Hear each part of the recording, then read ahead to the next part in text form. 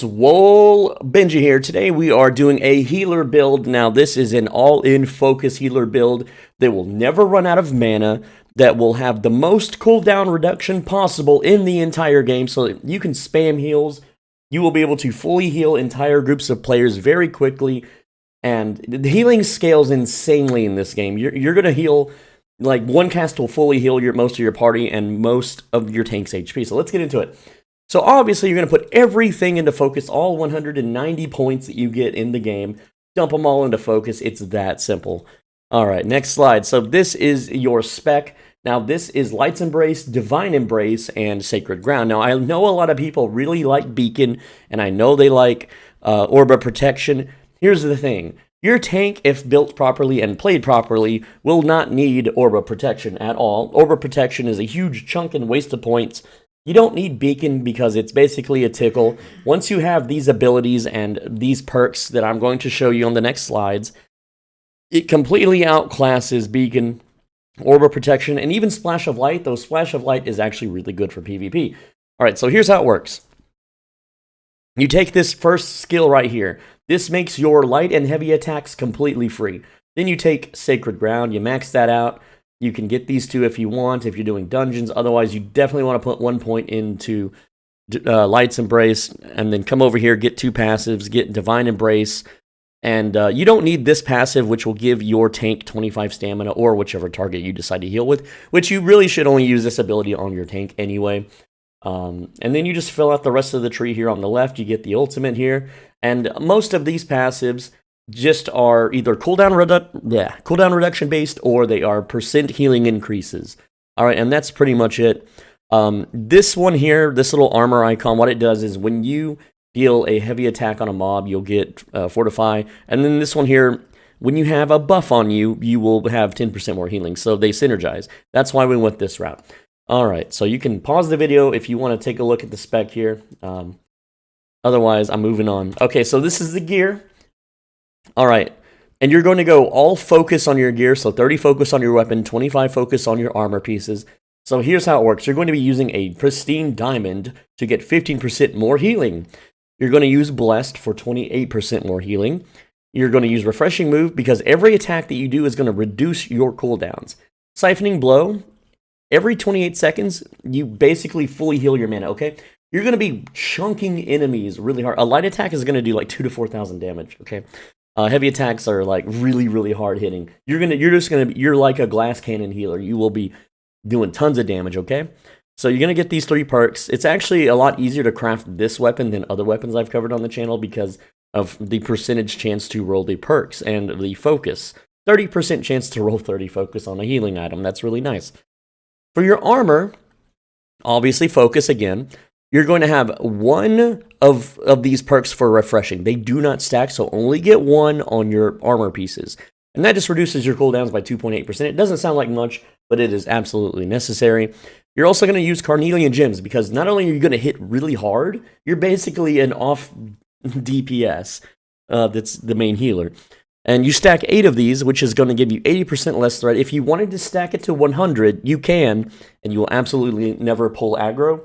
Though, the way that works, at least in the alpha testing, is if someone aggroes a mob and they do not hit them, and then you hit them, you will aggro them, even with 100% less threat generation. However, if they hit them one time, and then you hit them like 10 times, you will never pull aggro. It's kind of broken. But you don't need it. Just get 80%, and you're good to go. Next, you're going to get Refreshing Evasion. So when you evade, when you dodge, you gain like 20% healing. So you're going to be using your dodge to buff up your heal spells. You don't really have to, but it's just nice to have. So that's going to give you more cooldown reduction. Then you're going to get Divine Embrace. So if you heal someone below 50% life, it reduces the cooldown by 46%. We'll talk about that later. And then Fortifying Sacred Ground, which will give you Fortify on all your targets, which is a 14% boost. And the reason, guys, the reason we don't use Orb of Protection, which is what a lot of people recommend, is because the tank, there was a nerf not too long ago. The maximum Fortify percentage you can get is 50%, okay? Tanks have so many options to hit 50% on their own, but even when that's down, you're going to give them 14% from this. You don't need to also give them 20% from Orb of Protection. They have their own means to get Fortify, and since it caps at 50%, Orbit Protection is a huge waste, okay? And Sacred Ground is way too strong. Divine Embrace is way, way too strong. And then finally, Light's Embrace. You don't have to get this one. It's just kind of, it's just nice to have for your tank or other party members. It gives them haste, 23% move speed for 3 seconds. It's not a lot, but it's nice to have. Your party will enjoy you if you have this. So for the bag, obviously you get Luck, Extra Pockets. You can get A's Overtuned. Yeah, you can get any perk you want, really. The bag doesn't matter. It doesn't really help you heal. So for the amulet, these are my choices. You can also go defensive choices. Purify is just too damn strong. If you get dropped below 50% HP, it cleanses all your debuffs. So if you're fighting a raid boss and they bleed you for 3,000 damage a tick, this will save your life. So, and then health, 9.4% more HP, super good to have. I recommend it for everybody. More health means you won't get freaking one-shotted, okay?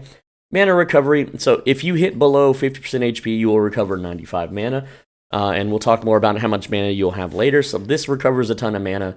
It's just nice to have if all your other ways to recover mana fail or are messed up or anything. But generally, you don't really need this one. You can put whatever you want. Earrings. Focus. 9.5 mana regeneration per tick. That's huge. That's 2 ticks is a spell cast, okay? Healthy Toast means that you gain HP when you drink a mana potion, which sometimes in-game raids you will need to drink mana potions, believe it or not. And then Refreshing Toast gives you 28% potion cooldown reduction, so that by the time you do run out of mana again, and if all your other mana regeneration fails, like your auto attacks, because you might have to be spamming heals to keep everyone alive, you won't be able to do any light or heavy attacks on the enemies. So this just comes in handy. You can also use Duplicating Toast so you get your potion back 14% of the time. Again, it's up to you. Then for rings, you have Siphoning, which is another mana leech, because the one on your weapon is a 28-second cooldown. However, the one on your ring is a 10-second cooldown, okay? And then you have Brilliance, which gives you 9.5% maximum mana, and Sacred, which gives you 8.5% more heal power. All right, so that is it. You're going to be using mana and focus potions and an energizing ration to keep your mana up, though you don't really need the ration, to be honest. If you happen to be just a spammer for spells, this is what you would use.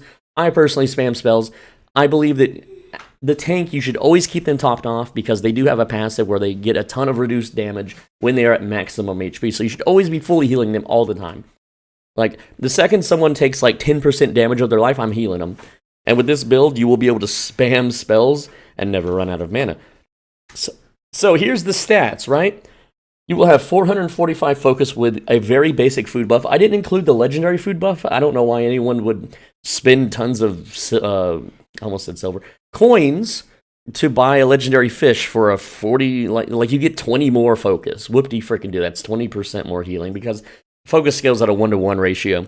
All right, so because you maxed out and you got 300 focus, you're going to have mana regeneration, maximum mana, healing, applied 20% longer buffs, 30 mana on kill, or if your group kills something, if you're just in a party and someone kills something, boom, 30 mana, easy. And then when your mana reaches 0, you gain 200% mana regeneration, which is actually kind of broken. It doesn't really work right now. And then you can just pause the video. I'm not going to list every single one of these. I'm not going to read them out to you. I'm not your school teacher. You can read this yourself. Pause the video if you want to see up here at the top right. This is what you get from your weapon mastery. I only listed the healing ones, not anything else. And then in the middle of the screen is what you get from your items and perks. As you can see, it's really nice. Now let's go to the next one where we talk about everything stacked up and how this works. So in the end, you're going to have 231.5% increased healing. At level 60, you can be expected to have 5.5 to 6.5 thousand health.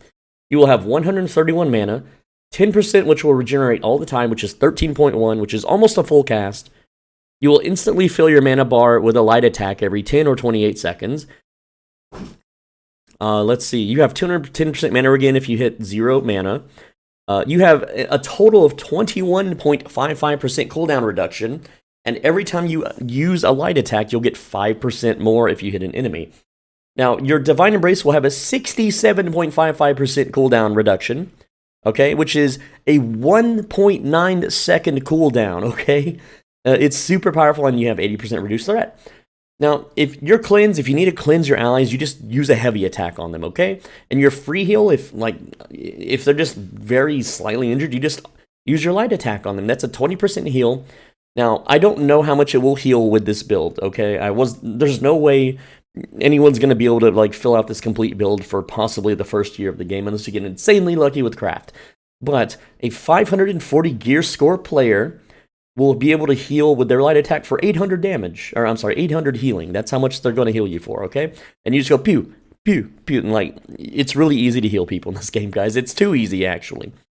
Now, if you run out of mana, a light attack will fully restore it. If you run out of mana again, a potion restores it. And if you run out again, well, you have 210% mana regeneration. So you're never going to go out of mana with this build, okay? And you will never aggro enemies with this build either. So unless your tank sucks. If you have a shitty tank, then sorry, it's over. So now your gear score, a gear score of 540 in a level 66 in-game dungeon who doesn't have these perks or gear, who is a 75-25 split of focus and constitution, their sacred ground will heal for 800 a tick, which is 20% of your weapon damage, same as your light attack, and applies a 14% fortify. Also applies stamina and mana regeneration. You always want to cast Sacred Ground on your tank so that he can regenerate stamina. That is super important for these in-game raids. It is your tank's stamina, which is part of your job as a healer to make sure that they don't run out of breath, okay? And this has a 15.69 second cooldown. The base is 20% or 20 seconds, but with your cooldown reduction of 21%, it knocks it down to 15. And every time you light attack something, it goes down like 1 or 2 seconds, so it's pretty dang good. Now, this same person with this gear score of 540, their Divine Embrace would heal for 6,000, which, if that target is below 50%, it will spread to another target. And if that target is below 50%, it will spread to the last target. So the meta for DPS is having 3 Great Axes all clumped together so that if any of them drop below 50, you just click that, or you don't click it, you mouse wheel scroll to their life bar, you hit your Divine Embrace, and boom, your whole party's fully healed again. Okay? Just about except for the tank. But also, the reason you have Great Axe melee DPS is because it's the highest DPS in the game in dungeons, and because they can stack on the tank, which stacks on Sacred Ground, so no one ever dies. Alright? So Light's Embrace, with no buffs, is going to heal for 4,000 on the tank. And when I say no buffs, I mean if the tank has no buffs, okay?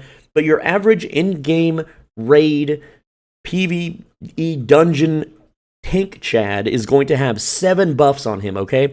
And if you do the math, that means your heal now hits him for 12,400 at 540 gear score. And a tank will have about 15 to 16,000 health at 560 gear score. All right? So you got to constantly cast this on the tank anyway to give him more stamina so that he doesn't get block staggered. And it has a 3.19 second cooldown. Now, if you are hit by an in-game boss's AoE attack, you're going to survive it in light armor with about 1,000 HP remaining. And you can cast a heal on yourself to trigger all of those less than 50% HP buffs. All right? So Light's Embrace is for your tank because it gives him stamina, and it stacks with all of his buffs. So you're going to be healing him for almost all of his health in one cast. All right, Divine Embrace is for your DPS and for yourself, which has a shorter cooldown, and if you're less than 50%, it jumps to a nearby ally within 8 meters, which is not a lot. You pretty much have to be standing next to someone. And then Sacred Ground is for your tank, and if you have all Great Axe DPS, which you should, that's the meta, everyone's in the Sacred Ground, okay? So that's the build. That's the healing build. This is a shorter vid. That's fine. Anyway, guys, I know like a lot of people are like, oh, you got to use heavy armor. No, you don't have to use heavy armor, okay? As the healer, you just stand in the back, okay? You just watch out for AoEs, which you can dodge. The game tells you when they're coming, and you can... It's really simple, guys. Like, healing in this game is just too damn easy. It's the easiest job in the game. It's not whack-a-mole like other games, okay? Anyway, I'm SwoleBenji. Thanks for watching. As always, be a bro and stay swole. Make sure you leave a like and a comment. You got to do both. It is a YouTube cheat code. It is an algorithm combo. 80% of you watch these videos and aren't subscribed. All right? Only 20% of my subscribers are watching this. So, guys, hit that subscribe button. Let's get to 50,000. Help me out. I really do appreciate it. I have medical bills I need to pay. Please subscribe. Anyway, I'm not going to beg. I do appreciate you watching. I make videos every day, so I will see you in tomorrow's video.